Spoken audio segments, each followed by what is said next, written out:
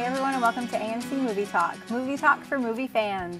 I'm Chris Lee Kennedy, and this is the show where we bring you the day's biggest movie news, and of course we give you insight into what it all means. Joining me, as always, is AMC Movie News Senior Editor, Mr. John Campea. Greetings and salutations, everybody. Welcome to today's show, coming to you live from the Stream Studios here in Hollywood, California. We are so excited to be here today, and don't forget, we now do this show live, so those of you who are lucky enough to be watching us live, chat amongst each other, tell us what you think about the topics we're talking about, just do it all right there in the comments section. Chris Lee's going to be keeping an eye on that too as well. We might even take a couple of questions at the end of the show.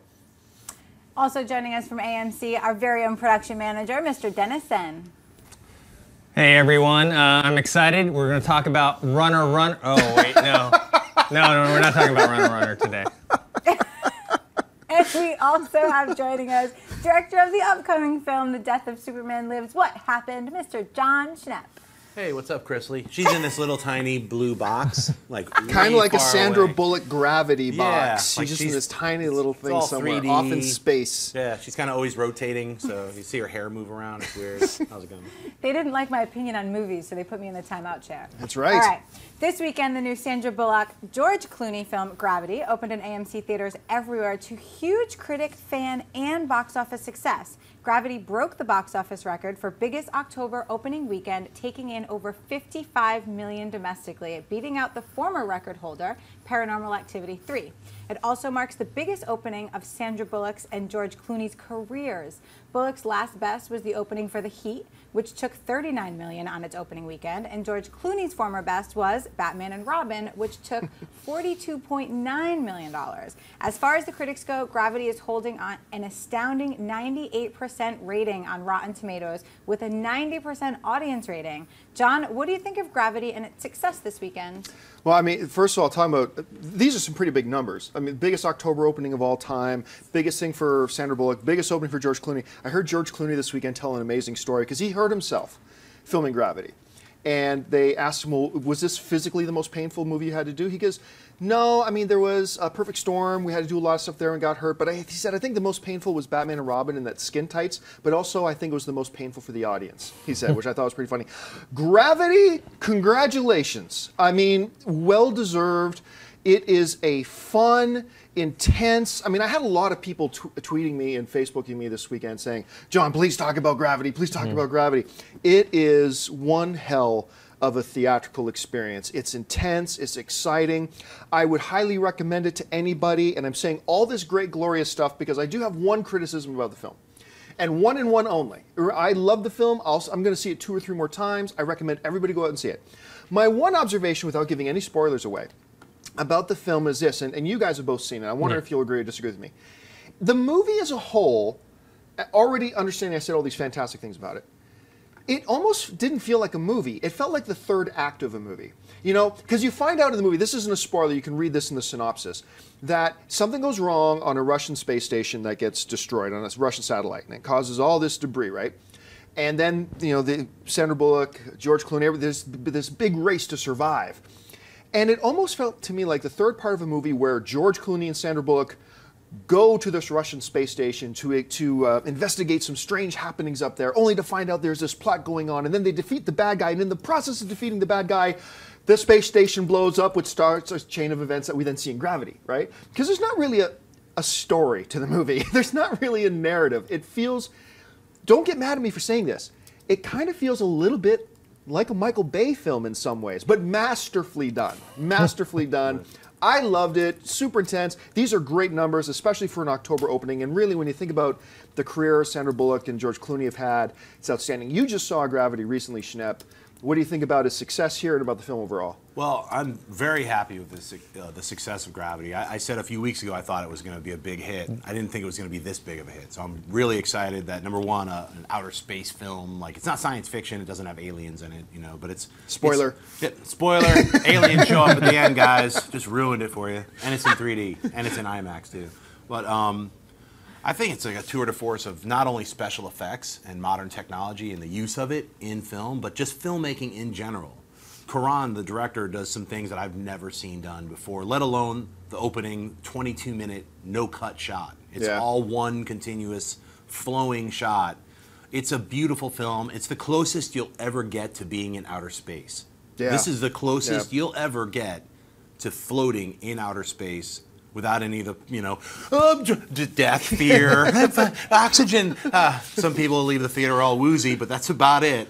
That's the closest you'll get to being in outer space. As far as I had a few problems with a few scenes, as far as just some of the dialogue I thought was clunky or whatever, but none of that really matters as opposed to the overwhelming cinematic approach that you just get taken in, and it's a ride film without feeling being like, I never felt I was being manipulated, like, oh, you're in for a ride, but you're literally on a ride. Like, it's a survival film. Like, you imagine, you see like the James Franco film 127 Days. Right, yeah. This is one of those films, but it's like you have to get from point A to point B, and then from point B to point C, or you're gonna die. Yeah. So it's one of those things where I've never seen a film like it. I'm gonna see this easily 5 times in the theater. It's an incredible film. Dennis? Yeah, I thought it was really good. I'm actually surprised because I had said before that I didn't think it was going to do that well. So it really surprised me that it made like, what, 50-something million? 55. Yeah, I was thinking more like 30 or something. I guess I underestimated the star pool of a George Clooney and a Sandra Bullock. Speaking of the dialogue, it's funny because for a movie that has so little dialogue, I actually had wished that it had less. Because there were certain scenes where I was like, oh, I wish... Like, let's just sit here in silence, We don't need anyone talking. But yeah, I think it's amazing visuals. It's stunning, and it does give you that feeling that you're in space, because that's the reason why they have all those long takes, is so that you're not cutting. Because if you're in space, you're not going to feel like you're going to cut back and forth between certain things. So you're kind of floating with the characters. So I'm very happy for the success. I'm a big fan of Alfonso Cuarón. Yeah, and this is another one to notch on his belt. All right, what's next? Academy Award-winning director Danny Boyle has given us such films as 127 Hours, 28 Days Later, and won his Oscar for Slumdog Millionaire, appears to have a new project. According to reports, Boyle is set to direct the upcoming narrative feature Smash and Grab, based on the documentary Smash and Grab, the Story of the Pink Panthers. The documentary, for which the new film would be based, is described like this. The Pink Panthers are the world's most successful jewel thieves. With incredible, unprecedented access, gang members Mike and Layla reveal the gang's networks, history, and human story. Playing out like a noir thriller and using cutting-edge animation, the film keeps a Hollywood-style heist at its center. We also follow the global police forces determined to stop them, with increasing success. But beneath the glitz and excitement of the heist lie the dark truths of the illicit diamond trade and the war-shattered ruins of the Balkan states. Dennis, what do you think of Boyle making a narrative feature out of Smash and Grab? Well, I'm a big fan of Danny Boyle. I really liked 127 Hours, Slumdog Millionaire, and I know some people have a love-hate thing with Sunshine, but I loved it. Right. So I think it's great. I'm looking forward to anything that he's working on. And the documentary sounds interesting, but I did watch the trailer for it, and it was kind of strange because it didn't look like a documentary. If you watch it, it seems like it's a narrative. It almost seems like it's already a movie. And I'm just interested to see how that translates to what Danny Boyle's going to do. Yeah, I'm a huge fan of Danny Boyle. I was not a fan of Sunshine. But, I mean, you look at all of his other films, including he's an Academy Award-winning director. He's a great storyteller. Now, and on top of that, I'm a huge fan of heist films. I love a good heist film. Like, even bad ones I can really get into if there's a really great heist in it. On top of that, I really love based on true story stuff. So you put all those things together, I'm really excited. I've never seen Smash and Grab, the documentary, so therefore I'm really curious to check it out now. I agree with you. It feels like they have a narrative playing underneath the documentary in some way, so I'm curious about it. But to me, this looks amazing, so I'm looking forward to it. What about you, Schnepp? I don't know how they're going to get the Pink Panther. Is he going to be like 3D animatronic? Or Jacques Cousteau's going to stop them. That's right. You know what? I am excited to see Danny Boyle do another heist movie because I was really disappointed with Trance. Oh, okay. It's a beautiful film. There's shots in it that are amazing, but what a train wreck. I mean, Rosario Dawson's naked in it.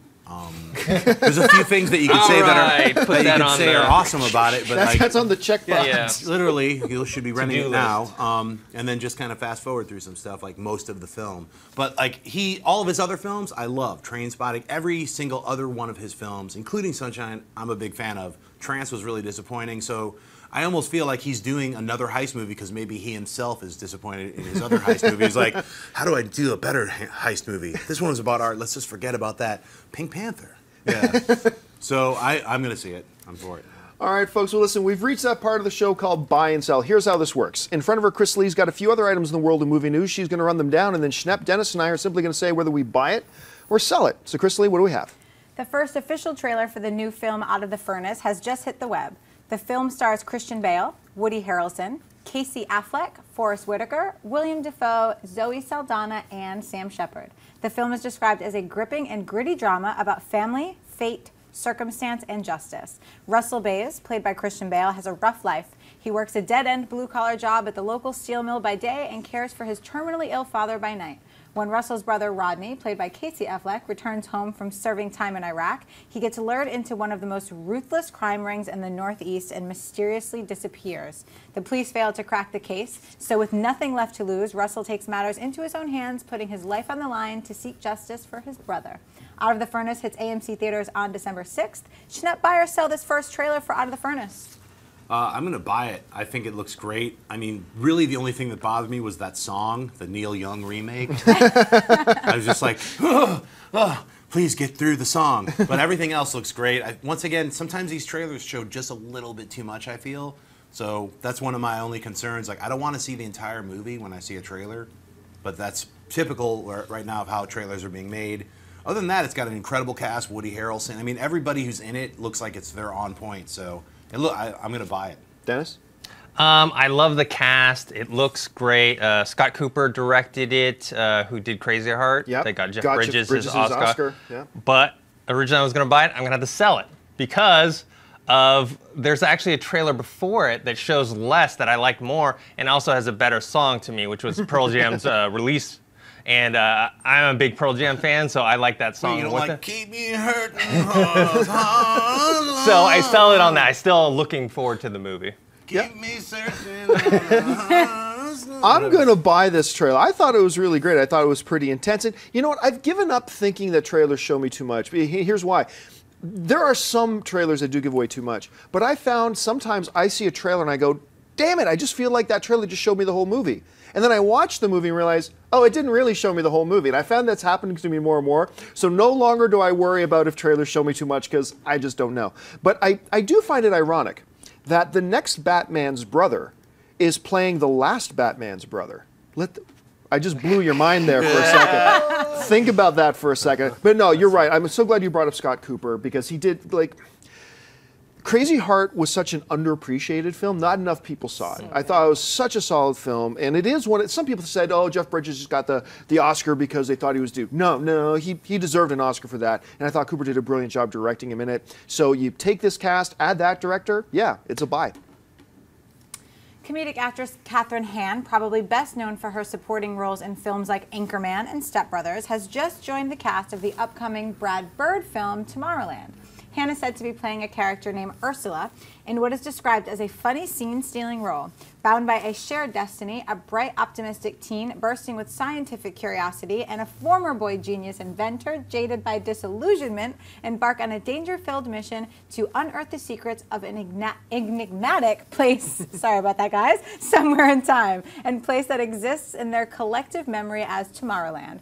The film will also star George Clooney and Hugh Laurie. John, buy or sell Kathryn Hahn joining Tomorrowland? I will absolutely buy anything that this woman is in. Absolutely anything. And I have been waiting for her. I mean, this isn't the role, but I've been waiting for her to get a serious lead in a full, wide-release feature. A scene-stealing role, that's all she does. When she's in a film, she steals whatever scene she's in. Even in We're the Millers, playing the conservative, pseudo-bi-curious swinger wife. I mean, she steals that. And her role in Step Brothers, every time she speaks, it's hilarity. And then, you know, I really like the TV show Parks and Rec, and she has a recurring, occasional role in that show as well that she's just dynamite. I love her, and I've been looking forward to Tomorrowland. I mean, I want Brad Bird to be doing The Incredibles 2 instead of this, but still, I'm looking forward to it. Looks good. For me, it's a buy. Schnepp? Yeah, it's a buy for me as well. I mean, I think she's a great actress, and she's a definite scene stealer. So it says right there in the description, scene stealing. Get that, scene stealer. You know, so just who else? Her. You know. And I can't wait for Tomorrowland. I'm glad originally when it came out, there was like, is it about Disney's Tomorrowland? I was like, no, don't be about that. I just didn't, we already got a lot of Disney films, like Saving Mr. Banks. We don't need any more for this year about Disney. Unless it's about his cut off frozen head. Then I'm all for seeing Tomorrowland. You know? I buy it. I like her as well. She was great in Step Brothers, We're the Millers. Also like Parks and Rec. The one thing about her though is for the longest time when I first saw her in movies and TV shows, I thought she was from Saturday Night Live. I don't know why. She does have an SNL feel to her, yeah, doesn't she? just her look and her comedic timing. So for the longest time, I was like, oh, she's an SNL ex-cast member. And then I looked at it, I was like, no, never been on SNL before. All right, what's next? Getting back to brand new trailers, the first official trailer for the upcoming film I, Frankenstein has just been released. Set in a dystopic present where vigilant gargoyles and ferocious demons rage in a battle for ultimate power, Victor Frankenstein's creation, Adam, played by Aaron Eckhart, finds himself caught in the middle as both sides race to discover the secret to his immortality. I, Frankenstein hits AMC theaters everywhere on January 24th and stars Aaron Eckhart, Bill Nighy, Yvonne Strahovski, and Jay Courtney. Dennis, buy or sell the first trailer for I, Frankenstein?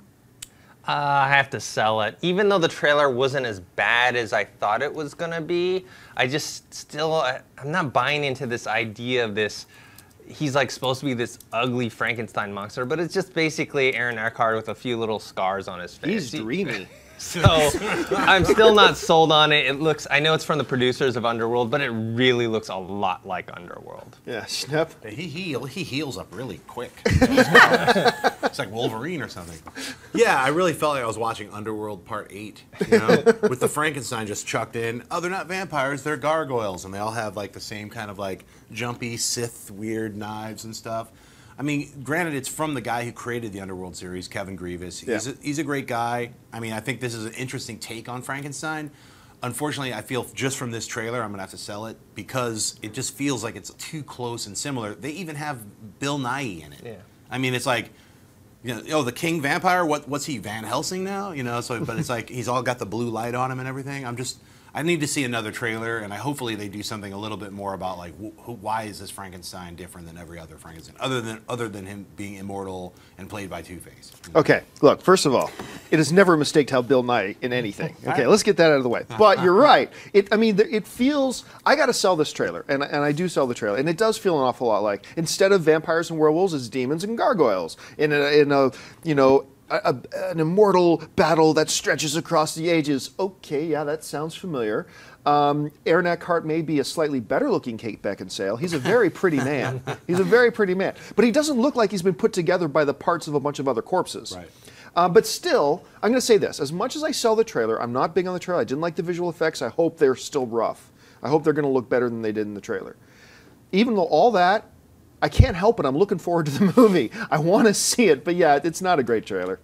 What's next? According to reports, Academy Award-winning actress Reese Witherspoon will produce and star in the new Disney Pictures film Happily Ever After. The Hollywood Reporter says the idea is to catch up with the prince and princess about 10 years after they have ridden off into the sunset for their happily ever after. The couple discovers that even in fairy tale land, you have to work to keep your relationship and your life together. Schnepp, you were just talking about Disney films. So buy or sell the sounds of Happily Ever After. I have to buy it. I think this sounds like a really fun idea. You know, I mean, Reese Witherspoon was her very first film was like a modern retelling of the Little Red Riding Hood. Do you remember that film? It was called Freeway.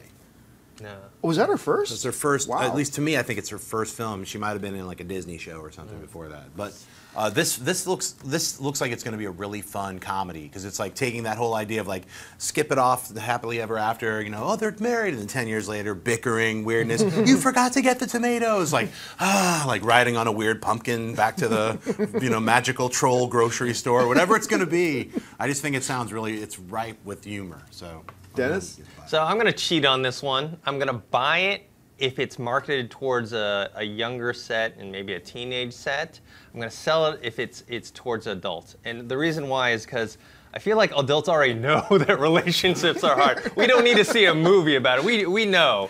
So I feel like if you can market that to the younger set who have that prince and princess mentality, especially from Disney movies, that if maybe they can see a different side, that relationships are something you actually have to work on. You trying to ruin youth? Like, here, look how horrible real life is, children. Hey, somebody's got to do it. Dream crusher. Hey, this time I wasn't the dream crusher. I'm going to buy this one because it does sound, and I love Reese Witherspoon. She doesn't always make the best choices with her career and which movies to be in, but she's a solid Academy Award winning actress. She's great, and I think this sounds interesting. It does sound a little familiar to Enchanted, and remember, this is going back a ways, remember the sequel to Romancing the Stone? Yep. That was kind of the same thing. It was like, what happens after Happily Ever After? So, but I'm going to go completely opposite, Dennis, in this. I want to see an adult tragic drama. I want to see a couple that's always arguing. I want to see the prince who now drinks every night to deaden the pain of his screeching wife. I want to see, weekend trips to Vegas with his buddies just to get away from the house. I want to see all this morbid, awful drama. That's what I want to see. I'm with John Campea on this one, guys. So.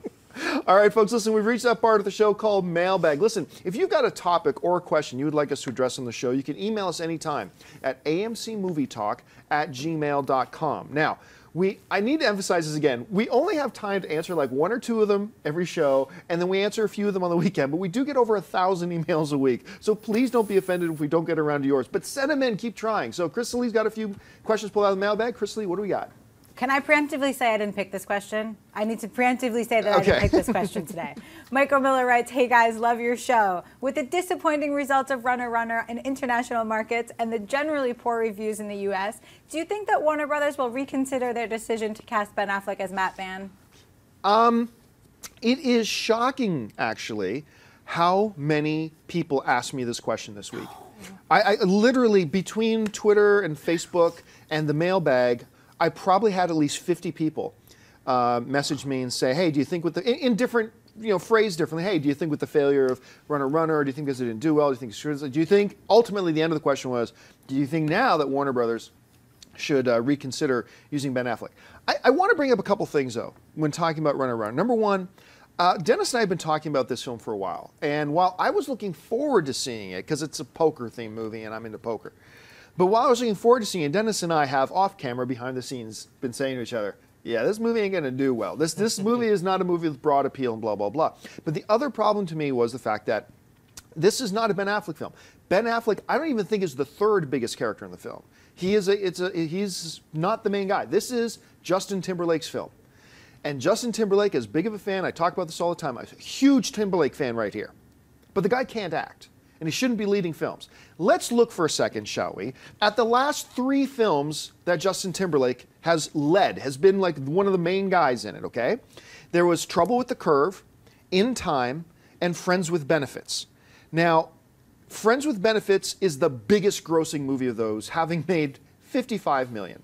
The other 2 didn't even crack $35 million. People don't go to see Justin Timberlake movies that he leads. But if we're going to ask the question, well, since Ben Affleck was in that movie, that Justin Timberlake movie that didn't do well, should we kind of, second guess him getting certain roles? Well, let's look at this for a second. In Trouble with the Curve, Justin Timberlake was with these little nobodies called Amy Adams and Clint Eastwood. Should we then reconsider Amy Adams getting good roles in the future or letting Clint Eastwood do anything in the future? With In Time, he had Cillian Murphy with him. He had Olivia Wilde. Well, let's just write them off right now. In Friends with Benefits, he was with Mila Kunis, and people still seem to be trusting her with roles. And listen, by the way, I brought this up before. The last film that Ben Affleck was the lead guy in was Argo, which made a buttload of money and won Best Picture at the Academy Awards, the film that he was leading. So, no, you can't judge anybody, any actor at any time, when they're in a movie that they're not even leading and there's a long string of failures with the guy who is leading it and saying, oh, that's a reflection of what this guy can do now in the future. It just doesn't make sense. So the short answer to my very long answer is no. Warner Brothers will not reconsider having Ben Affleck as Batman just because this Justin Timberlake film that he was in didn't do well, because Justin Timberlake films just don't do well. Dennis, am I missing any angle on this? I agree mostly with you. I have a little different opinion in the sense of I think Justin Timberlake can act, but I don't think he can act in leading roles. I think he's a good, side character type of actor. But if we take Justin Timberlake out of the equation, it doesn't really matter. Like if Ben Affleck, let's say he was the star of Runner Runner, Right. and it failed, it still doesn't matter. It's not going to change WB's mind at all. They have him. It's not like it was a huge, big box office budgeted like movie, like a huge like $150 million sci-fi epic, and then it just totally bombed because no one wanted to see Ben Affleck. This is just a small movie that they released.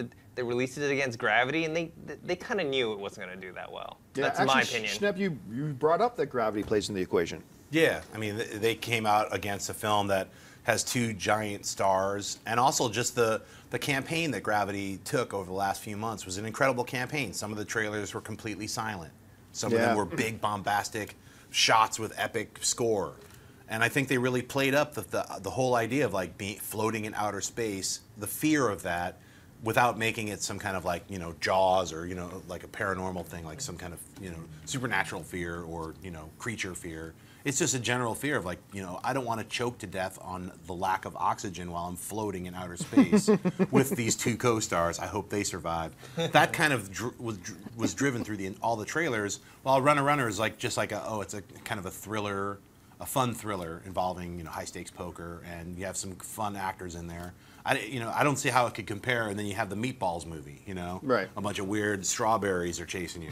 Children, you Which have the once again strawberries, did really well. Came in number 2 at the box office again. It's tearing it up. But that's a great family film. Yep. Gravity just got everybody. So I mean, that's not bad to be number 3. I mean, $7 million isn't.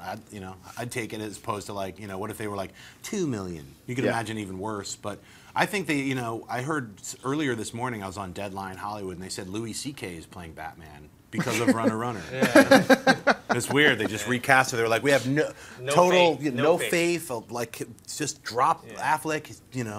Get rid of him. That's what I heard. All right, what's next? Gary Hasera writes, why is Ryan Reynolds considered a movie star? His movies all suck. His action movies, Green Lantern, sucked. R.I.P.D. sucked. X-Men, Origins, Wolverine, sucked. Comedies, The Proposal, sucked. The Change-Up, sucked. I'm seeing a thing here, Gary. There's a trend. There's a trend. Usually after this many failures, the studios will give up on you. Why does he keep coming back? Well, I think that one of the reasons we see Ryan Reynolds coming back is this kind of goes to the whole thing about Runner Runner too, right? We kind of have a themed email messages here. Number one, Ryan Reynolds, you can't hold an actor always responsible. Look, I get some criticism for this sometimes. So look, the actor, no matter how good or how bad a movie is never the number one reason why a movie is good or bad. They're not even the number 2 reason. I mean, primarily, if a movie's going to be good or bad, in my opinion, and this will differ with certain people, and we probably have some different opinions at this table. Number 1 is the director. Number 2 are the people who wrote the script. And then maybe number 3, 4, or 5, you get the actor, right? Because let's look at Green Lantern for a second. Let's go back to another film. Let's even say X-Men Origins Wolverine. I'm curious you brought that film into it because X-Men Origins Wolverine had Ryan Reynolds maybe for like 7 minutes in it. So I don't really know how you're going to hold Ryan Reynolds responsible for the failure, the perceived failure at any rate, of X-Men Origins Wolverine. But you could have taken, let's look at, what's one of the films you mentioned here? R.I.P.D. Okay. If you had the exact same director, the exact same storyteller, in other words, and the exact same script, and you took out Ryan Reynolds out of R.I.P.D., and let's say you put in Cillian Murphy, since we're talking about Cillian Murphy a bit, and you put in Cillian Murphy saying the exact same lines, doing the exact same things, R.I.P.D. would not have been one iota better than it was. Would he have given a better performance than Ryan Reynolds?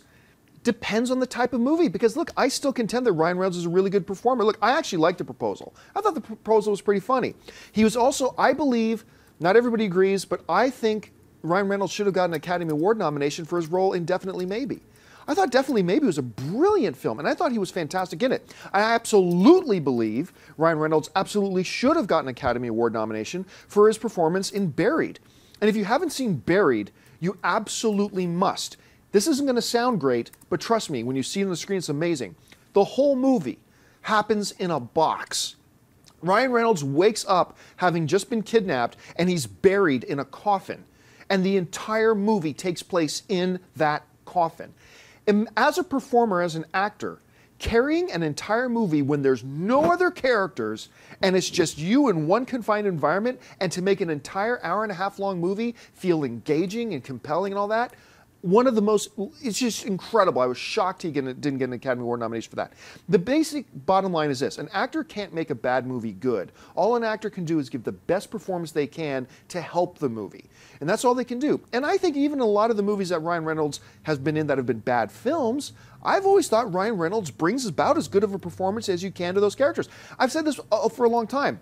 Out of all the problems with the Green Lantern, and there are problems with the Green Lantern, Ryan Reynolds wasn't one of the problems. I don't think at all. So that's just my opinion. Dennis, how do you see this whole thing? Yeah, I like Ryan Reynolds as well. I really like Definitely Maybe. For me, he always delivers a great performance. He doesn't always pick maybe the best movies to be in. But then you have to think of it, why is he always in movies? Well, to the studios, they're not that concerned with whether he's good or not, or whether you think he sucks or not. It's whether the movie makes money. And the proposal, I never saw it, but it cost, I think, $40 million to make. It took in $300 million worldwide. So Safe House, I think with Denzel Washington, I think cost 85, made 208. So it wasn't bad, So I think that's why he keeps getting into movies. Jeff? Yeah, I don't think he's a horrible actor. I was talking earlier with Dennis about this film called Waiting, which is all about waiting. So good. I love that movie. Yeah, I do mean, too. It makes me laugh. He's really funny. He's just a really funny, charismatic actor who's been in a bunch of poopy movies. And you know what another comedy he's in that never gets mentioned? I know a lot of people don't like it. I love Just Friends, that he was in with Amy Smart. The way where he played, where he's really, really heavy when he was when he was in high school. Yes. He's in the fat suit, and now he's some LA record producer dude. I thought that movie was really funny. I thought it was really charming. Another comedy that he's great in is Blade 3. Because he's really funny in that movie. He cracks me up. All of those jokes about vampires and stuff. Cannibal King. Yeah. I actually liked the change-up. I know a lot of people didn't like it. I liked it too, but I know the Change Up was another one of those movies where I came walking out of it thinking everybody's going to love this movie, and then I found out, oh, nobody loved it. Okay, so I'm alone on this one. So yeah, I agree with everything you said about actors not being able to choose the movies, and it's definitely that order that you said. It's like writers, directors, the cinematography, and budget. You have to bring budget in as well. You could have a great script, a great director, and a bunch of amazing actors, and it's like, here's $3. It's going to be hard to pull off this amazing film. So all those things factor in. I mean, that you don't like Ryan Reynolds is unfortunate. A lot of people do like Ryan Reynolds, and pick and choose. You can hate that actor. We can like him. That's how it is. Yeah, and it's all subjective too. Yeah. All right, folks, listen, that's everything that we've got right now. But let's take a few minutes. Chrisley, do we got interaction with the chat board happening? Oh, we are down due to so many comments at the moment. But I'm refreshing, just like you guys are. So bear with us. I did pull a couple questions though. Lazaro Rivero, love the shows, guys. My question is, do you think they'll ever do a reboot of the movie Back to the Future? Thanks, guys. Keep up the great work. I think it was 2 years ago, AMC participated and had this great re-release of Back to the Future, celebrating one of the anniversaries. I can't remember which anniversary it was, and it was so cool going back to theater and watching Back to the Future on the big screen again. I'm one of those believers, reboot anything. But Back to the Future is one of those now older movies. Damn, I feel old calling it an older movie.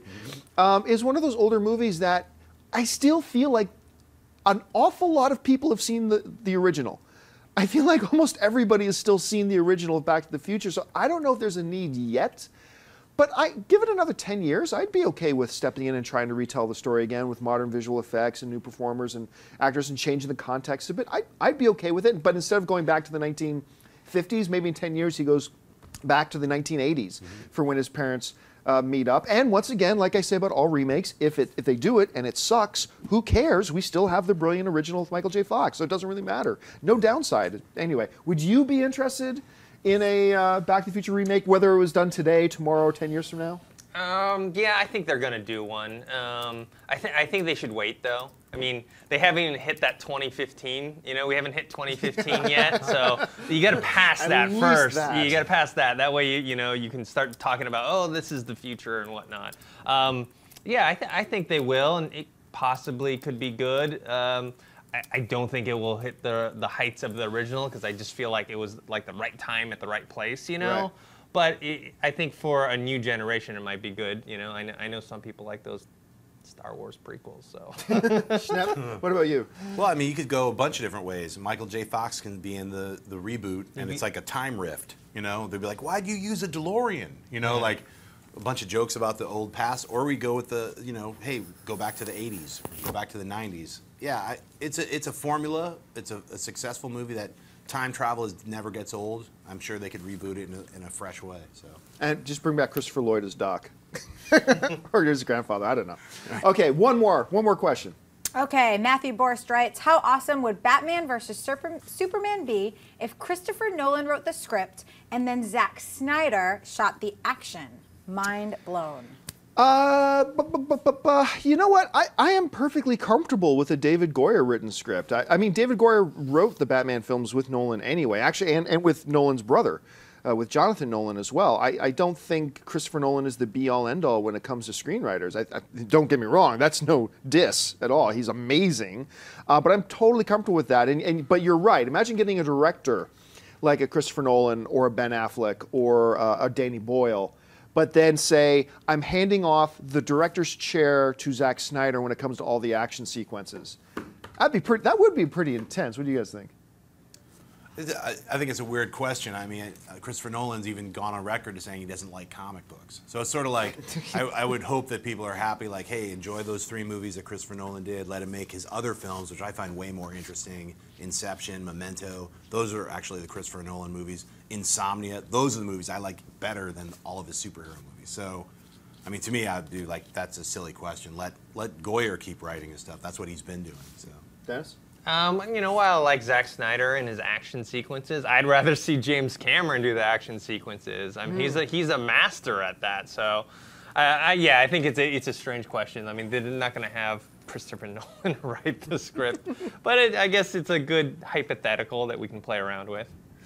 All right, folks, well, listen, that does it for us. We've run out of time today. Thank you so much for joining us. Just a reminder, we do this show live Monday through Friday at 11 a.m. Pacific Standard Time. You can join us just by going to our YouTube channel. Well, you already know where it is because you're watching this on our YouTube channel right now. Don't forget to follow AMC Theaters on Facebook. Follow us on Twitter. If you want an audio-only version of this episode, make sure you look in the description of this video for links to our iTunes and our Stitcher radio links. And listen, once again, the most important part of our show is absolutely not what we have to say. It's what you have to say. Make sure you jump down to the comments section, leave your thoughts on any or all the topics that we discuss here today. Stay respectful of each other, understanding that everything in film is purely subjective. So I want to thank, as always, first of all, sitting to my immediate right, the production manager of AMC Movie News, Mr. Dennis Zen. Dennis, where can people find you online? People can find me on Twitter at ThinkHero and just on Facebook, my name. The one and the only filmmaker, writer, art master, Mr. John Schnepp. Schnepp, where can people find you online? At Twitter, John Schnepp, Instagram, John Schnepp. Check it out. A bunch of stuff is going to be happening. Kamikaze coming up soon, November 1st, 2nd, 3rd. If you're in LA, come down. We're going to be doing something, right? Or is it too early to announce it? Well, let's not let the cat out of the bag yet. We don't know what's happening, but come to Kamikaze, guys. Why not? And of course, the one and the only, the lovely Miss Chrisley Kennedy for running this whole thing. It's doing a show like this is the only way she would hang out with guys who look like us. Chrisley, where can people find you online? So not true. Don't tell people those lies. So not true. You guys can find me on Twitter at Chrisley and in the chat boards comment section Monday through Friday. And be patient with me on there. And you can find me at all the social networks at John Campea. Thanks a lot for joining us, guys. My name is John Campea for AMC Movie News. And until next time, bye-bye.